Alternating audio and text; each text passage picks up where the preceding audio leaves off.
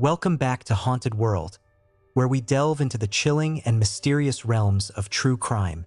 Today, we're embarking on a journey through a case that is not only filled with unexpected twists, but also reveals the darker sides of human nature.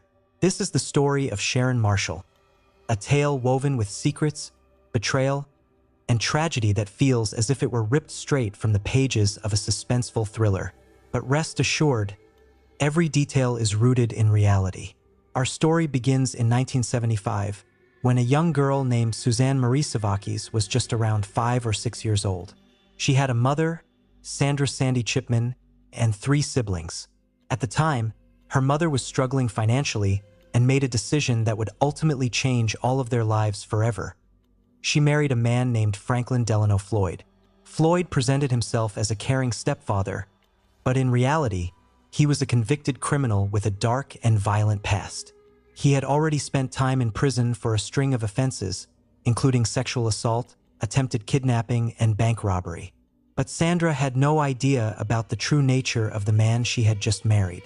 Shortly after their marriage, Sandra was sentenced to 30 days in jail for writing bad checks. When she was released, she returned home, only to find that her children were gone. Franklin Delano Floyd had disappeared with all of them. Sandra was later able to recover 2 of her children, who had been left in foster care. But her eldest daughter, Suzanne, was never seen by her family again. Franklin had taken her, and from that moment on, he controlled every aspect of her life. For years, Suzanne lived under different names. The most well-known alias she was forced to use was Sharon Marshall. Floyd raised her as his own daughter, moving frequently to avoid suspicion. Despite the horror she was living in, Suzanne, or Sharon as she was known, was incredibly intelligent and ambitious. She excelled in school and even won a full scholarship to Georgia Tech to study aerospace engineering. But she never got to follow her dreams. The man who had stolen her life made sure she would never escape. Instead of letting her go to college, Floyd forced her into a life of crime and exploitation. By the late 1980s, he had relocated with her to various states, making her work as an exotic dancer. He controlled her completely, making sure she could never run away. During this time, Sharon became pregnant and gave birth to a son named Michael Hughes. The identity of Michael's biological father remains uncertain, but what is known is that Franklin Delano Floyd claimed the boy as his own.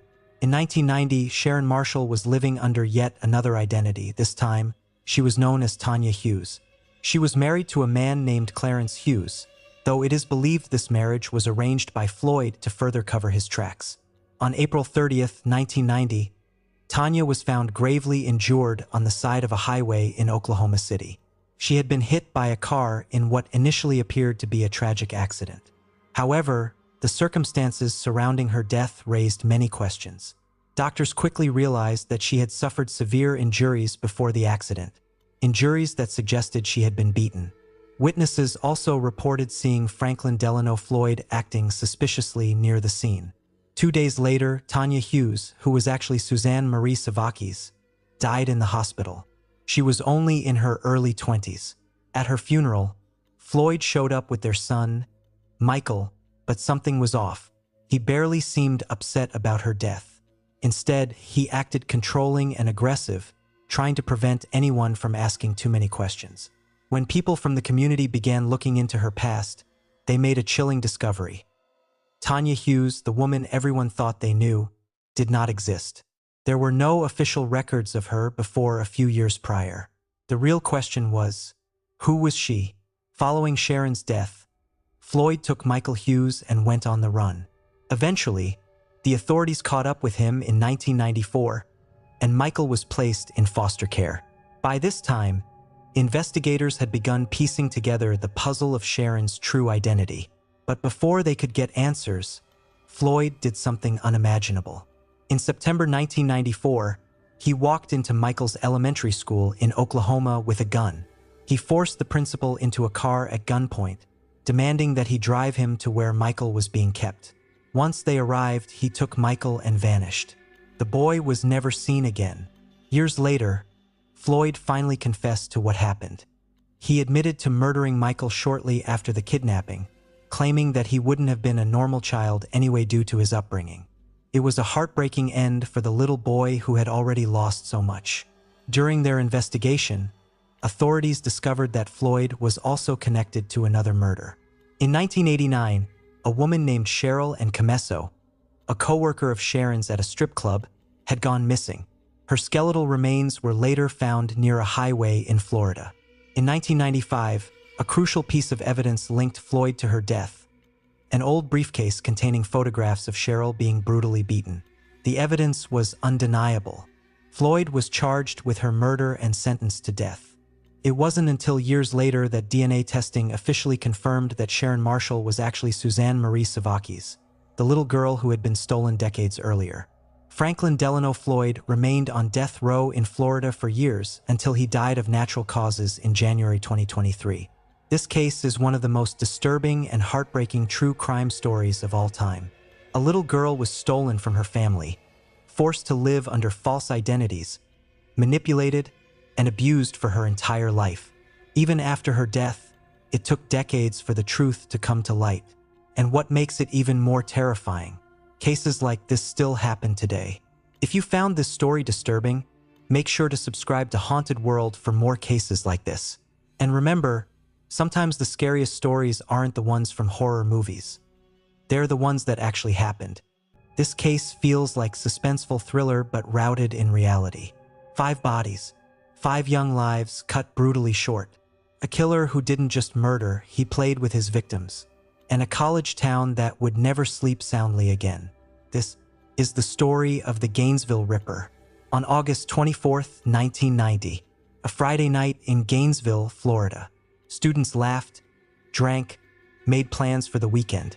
But in one small apartment just off campus, 2 roommates had no idea they were being watched. Sunja Larson, 18 years old, bright, ambitious, just starting her freshman year at the University of Florida. Christina Powell, 17, her best friend. They'd only lived together for a few weeks. They still had unpacked boxes in their rooms. They never saw him coming. The killer slipped in through the sliding glass door. No forced entry, no struggle, just silence. And then, the unthinkable. When police arrived the next morning, they found a scene so horrific, even seasoned detectives froze. The girls weren't just killed. They were posed, displayed, as if the killer wanted them to be seen. And the worst part? He wasn't done. 3 days later, another apartment, another pair of students. Tracy Poles, 23, Manuel Tabawada, 23, friends, just gone. The same method, the same brutality, the same staging. This wasn't just murder. This was a performance. And the audience? Everyone who dared to look. The city erupted in terror. Students fled campus. Parents demanded answers. And the police, they had nothing. No suspects, no motive, just 5 bodies, and a killer who vanished into the night. But then, a break in the case. His name was Danny Rolling, 35 years old, a drifter, a thief, a man with a lifetime of violence trailing behind him. Had been in and out of jail for years. Armed robbery, assault. But this was different. This was something darker, something inhuman. In his own words, he later described the killings as taking their souls. He didn't just want them dead. He wanted them remembered. But pride would be his downfall. When police finally caught him after a botched robbery in neighboring Ocala, they didn't know they had the Gainesville Ripper. Not at first, but the evidence, the DNA, the chilling confessions, it all pointed to one man. Danny Rolling stood trial in 1994. He showed no remorse, no fear, only satisfaction. Judge verdict death by injection. And on October 25, 2006, the state of Florida made sure he never killed again. 5 innocent lives, a killer who walked among them, and a question that still lingers in the humid Florida air. Was Danny Rolling truly alone that summer? Or was there something, or someone, else lurking in the shadows? The case is closed, but the fear. Sunday evening in Sarasota, Florida. 11-year-old Carly Brucia had spent the day with a friend and was on her way home, just a short walk. Nothing out of the ordinary, but someone was watching. And then it happened. A security camera at a car wash captured the last few moments of Carly's freedom. A grainy black and white image, a man in a uniform, approaching, speaking to her, reaching out. And then she was gone. This is the story of a crime that shook the nation. A case that left an indelible mark on the justice system, forcing us to ask the terrifying question: how many monsters walk among us, unnoticed? February 1st, 2004. Sarasota, Florida. It was a warm evening, a typical Florida sunset casting a golden glow over the streets. Carly Brucia, a bright and energetic 11-year-old girl, was walking home from a friend's house. The journey was short. She had done it many times before, but on this night, something felt different. Unbeknownst to Carly, someone was waiting for her. Someone who had no intention of letting her make it home. Security footage from a nearby car wash would later reveal the horrifying truth. A man, dressed in what appeared to be a uniform, approached Carly as she walked past. He spoke to her, calm, authoritative. Perhaps he pretended to be a police officer, or maybe he simply demanded she follow him. Whatever he said, it worked. Carly hesitated, looked around, then, helplessly, she obeyed. The man took her arm, led her away, and they vanished into the night. What happened next was a nightmare beyond imagination. When Carly didn't come home, her family immediately knew something was wrong.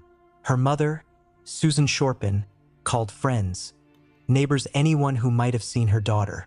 But no one had. Panic set in. The police were contacted. Officers arrived quickly, knowing that every second was crucial in a missing child case. They scoured the neighborhood, knocking on doors, asking questions. And then they found it, the car wash surveillance tape. What they saw on that grainy black and white screen would haunt them forever. There she was, Carly, walking alone. Then, a man, tall, stocky, wearing a uniform, stepping into the frame. He reached for her, and just like that, she was gone. The video sent shockwaves across the country. It aired on every major news channel. America watched in horror as the final moments of Carly's freedom played out on their screens. Who was this man? The FBI joined the search, working alongside local police. The pressure was on. A tip line was flooded with calls. The blurry image of the man in uniform, his face barely visible, was analyzed, enhanced, and spread across the media. And then, a name emerged: Joseph Smith, a man with a past, a criminal record filled with drug charges, violence, and failed attempts at rehabilitation. A man who should have been behind bars, but wasn't. Smith was no stranger to law enforcement. A drifter, a drug addict, his rap sheet stretched back years.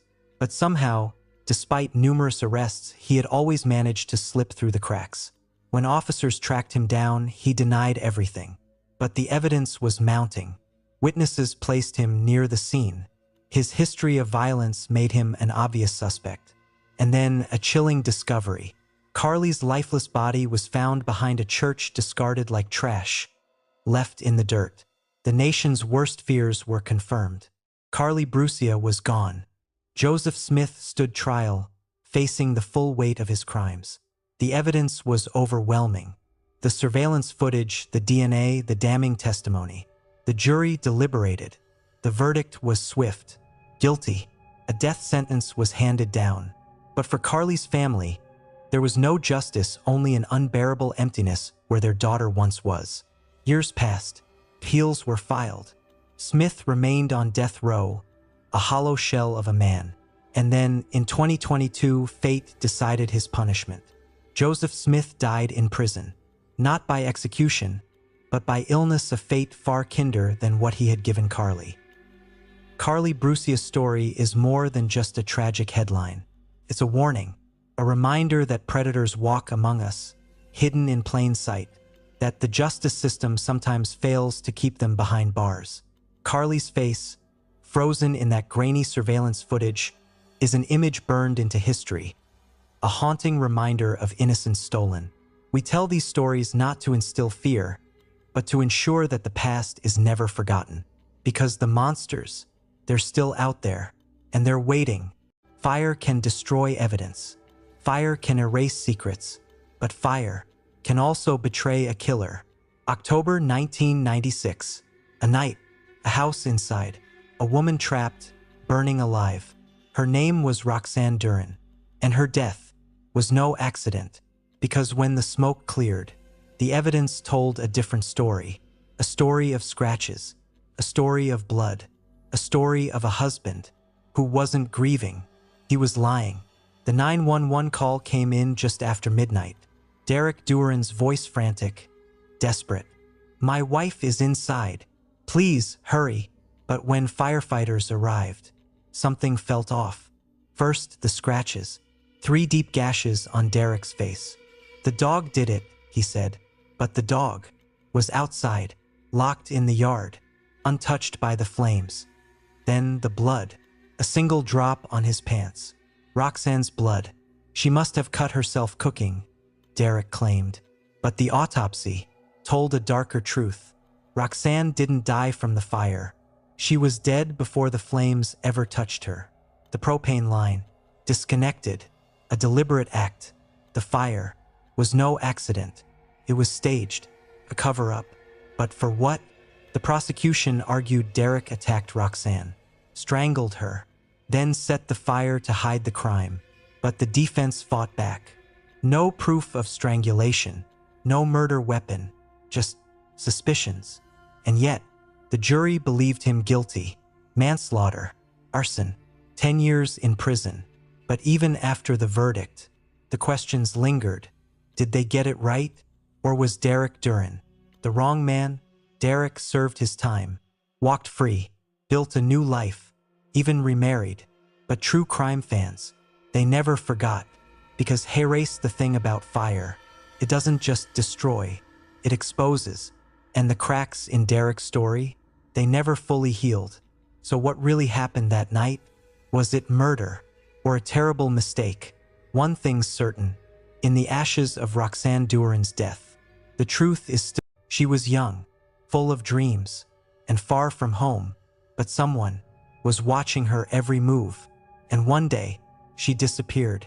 What happened next became one of the most disturbing stories the world has ever known.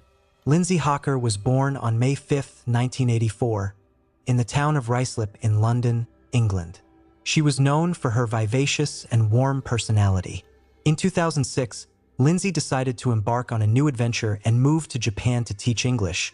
Inspired by her passion for teaching and love for travel in Japan, Lindsay quickly adapted to her new life, building friendships and enjoying the rich cultural experiences the country offered. She was noted for her dedication to her students and enthusiasm in the classroom. Her friends remembered her warmth and kindness, painting a picture of a vibrant and promising young woman with a bright future. On March 24, 2007, Lindsay met Tatsuya Ichihashi at a bar in Tokyo, where she was enjoying a night out with a few friends. Ichihashi was charming, appearing friendly and appealing. They engaged in conversation, and despite warning signs, Lindsay decided to go to his apartment after the decision would prove fateful. Reports later suggested that Ichihashi was lying about his age and even his background, further demonstrating how easily someone can be deceived. Masking true intentions behind a facade of charm, friends began to grow concerned when Lindsay did not return home the following day. She was expected to attend a gathering with friends but never showed up. Panic set in when her friends reported her disappearance to the police. The initial response included reviewing security footage from the area, which revealed Lindsay leaving the bar with Ichihashi days past. The local community, alongside the authorities, intensified their search efforts. Missing posters featuring Lindsay's face were plastered across Tokyo, drawing public attention, and the investigation quickly focused on Ichihashi as the prime suspect. Police discovered that he had gone into hiding after Lindsay's disappearance. His actions in the following days included suspicious behaviors, such as avoiding contact and attempting to dispose of evidence. Lindsay's friends, family, and the local community remained hopeful yet increasingly anxious. The media spotlight intensified as the search operations ramped up, showcasing the concern of a nation that prided itself on safety and security. On March 30th, 2007, a breakthrough came when authorities discovered Lindsay's body buried in a bathtub filled with concrete on a property in Ichihashi's father's home, located in Chiba Prefecture. The cause of death was determined to be asphyxiation, leading to widespread outrage, and the discovery was heartbreaking for Lindsay's loved ones, transforming public interest into a deep expression of grief. The tragedy of her violent death overshadowed the vibrancy she had brought to those around her, serving as a stark reminder of the potential shadows lurking even in safe places. With Ichihashi now officially a fugitive, an international manhunt was initiated. He made headlines as he evaded authorities for more than 2 years. His case became emblematic of the potential dangers facing women abroad and the importance of vigilance during this time. Ichihashi changed his appearance to evade capture, using various aliases and frequently moving between locations. This cat-and-mouse game captured media attention, peeling back layers from his persona and revealing a chilling reality underlining trust and deception. In 2009, Ichihashi was finally apprehended when he tried to seek medical assistance after an injury sustained during an attempted robbery. At this point, he was recognized because of the widespread media coverage and the details released about his appearance following his arrest. The trial began in 2011. It was marked by the emotional testimonies of Lindsay's friends and family, highlighting her kindness and potential future. Ichihashi's defense claimed the killing was an accident, a claim met with disdain by those who knew Lindsay. Ultimately, Ichihashi was convicted of murder and sentenced to life in prison, bringing some closure to Lindsay's family and friends, though the heartbreak remained. Lindsay Hawker's tragic case had profound effects, raising awareness about safety and crime against women, especially expatriates living abroad. It inspired discussions about the importance of caution and personal safety, compounding broader dialogues around violence and victim. Her case is often cited in discussions about the risks faced by travelers and foreign workers worldwide, emphasizing that vigilance is a critical need, irrespective of perceived security in one's surroundings. The memory of Lindsay Hawker lives on, not just in her family and friends, but in the lessons gleaned from her tragic story. The life and untimely death of Lindsay Hawker remind us of the fragility of life and the importance of vigilance. 1984. 9-year-old Christine Jessup steps off her school bus, her red hair bouncing in the autumn sun. She waves goodbye to her friends and vanishes into thin air. For 3 agonizing months, her family begged for answers. Then, on New Year's Eve, a gruesome discovery. Christine was found brutally murdered, stabbed, assaulted, left in a field 50 kilometers from home. And the man they blamed? Her own neighbor, a quiet, eccentric man named Guy Paul Morin. But was he really the killer? Or was this one of Canada's most shocking wrongful convictions? The police were desperate. A child killer was on the loose and the pressure was crushing. Then a lead. Christina's mother, Janet, mentioned a name: Guy Paul Morin. Morin was different, a musician, a loner, and in the eyes of detectives, the perfect suspect. But Morin had an alibi. He was at work. His co-workers vouched for him. The evidence? Flimsy. Yet they charged him anyway. The first trial ended in acquittal. The jury didn't buy it, but the Crown wasn't done. They appealed and got a second shot. Morin was sentenced to life, an innocent man, locked away for a crime he didn't commit. But then, science stepped in. New DNA testing proved it. The semen on Christina's clothes didn't match Morin. He was innocent. After 18 months in prison, the truth set him free. But if Morin didn't kill Christine, who did? For 36 years, the case went cold. Then a breakthrough. Investigators turned to genetic genealogy, tracing DNA through public databases. Hoover was a family friend. He knew Christine. He was at her funeral. And in 2015, he took his own secrets to the grave. Why did police ignore Hoover? Did tunnel vision blind them? Or was there something darker at play? The Kaufman inquiry exposed shocking police failures, coerced witnesses, junk science, a system hungry for a conviction at any cost. Sunset over Christina's grave. A single rose rests on the headstone. Christine Jessup's case changed Canadian law, but her killer never faced justice, and Morin never got back what was taken. And sometimes, it hides in plain sight, What do you think? Did Hoover act alone? Were there others involved? Drop your theories below. 5 bodies, 1 killer, and a family secret so dark. This was the night the Lynn family vanished. By sunrise, 5 bodies would be found, bodies beyond recognition. 3:17 a.m., July 18, 2009. The last time anyone would see the Lynn family alive. Not a gun, not a knife. Something quieter, something intimate. When police arrived, they found all the doors locked, windows secure, no signs of forced entry, just 5 bodies arranged like broken dolls. The killer didn't just murder them, he tucked them in afterward. This is the story of the Lynn family murders. A crime so brutal, so calculated that it... Before the tragedy, the Lynn family were known in their community as hardworking, respectable, and kind. They had built a life many envied, successful, close-knit, and loved by their neighbors. Min Lin, the father, was admired as a dedicated family man.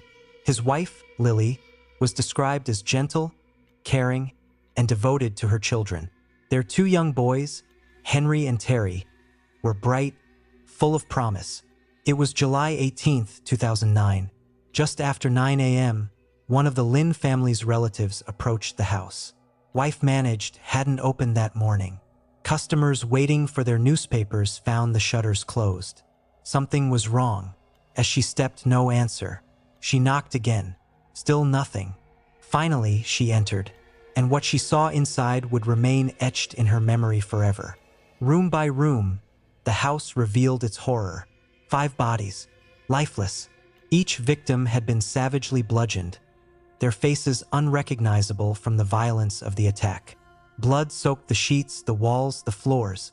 It wasn't just murder. It was a massacre. Min Lin, Lily Lin, their 2 young sons, Henry and Terry, and Irene, all dead. The brutality suggested a weapon of blunt force, a hammer, perhaps. But investigators noticed something unusual. There were no signs of forced entry. Whoever had done this hadn't just stumbled in. They had planned it, they had known the house, and they had struck with terrifying precision. Detectives arriving at the scene knew immediately. This was no ordinary case. This was personal. This was calculated. Whoever was responsible had just wiped out an entire family in one night. For months, detectives lived inside the Lynn family murders. They ate, slept, and breathed the case. And slowly, the pieces locked together. And when the picture became clear, the realization was devastating. The monster they had been chasing wasn't a stranger. It wasn't some faceless intruder. It was family. On May 5, 2011, nearly 2 years after the massacre, police moved in. Their suspect was taken into custody, calm, expressionless. But behind that mask, detectives saw it. The cold calculation of a man who thought he was untouchable. His name was Robert Xie, brother-in-law to Min Lin, married to Kathy Lin, Min's sister, a man who sat at family dinners, a man who smiled in photographs, and yet, the very man police now accused of slaughtering 5 lives in one night. But why? Why would a man murder his own family by marriage? The answer was buried in jealousy, resentment.